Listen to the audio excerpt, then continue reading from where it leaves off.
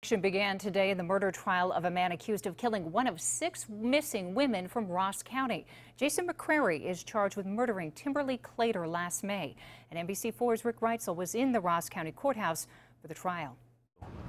Timberly Claytor was a mother of 5 children battling a heroin addiction when authorities allege Jason McCrary shot her in the head multiple times and left her along a rural road.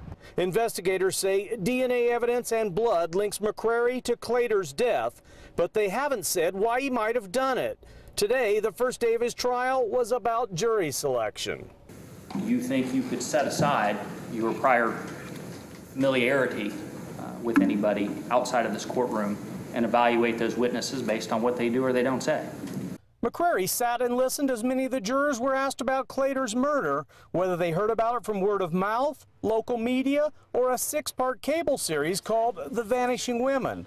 The answer to that question will play a big part in who stays and who's excused. Would it be hard for you to sit in judgment then of this case? Well, you know, maybe frankly worrying that if you were to decide that they got the wrong guy, it could be a little tough back at the work site.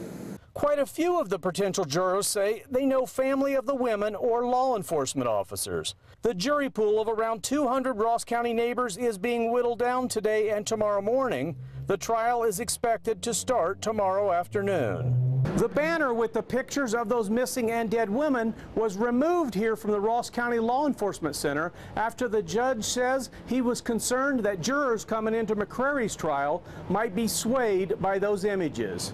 In Chillicothe, Rick Reitzel, NBC4.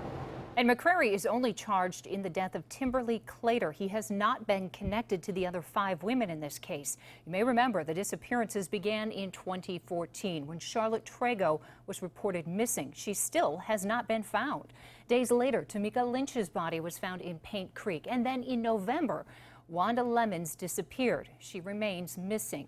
Shasta Himmelrich disappeared Christmas night. Her body was found in January, and her death was ruled a suicide. In May of 2015, Timberly Claytor was found dead. Then in June, Tiffany Sayers' body was discovered. Now we've been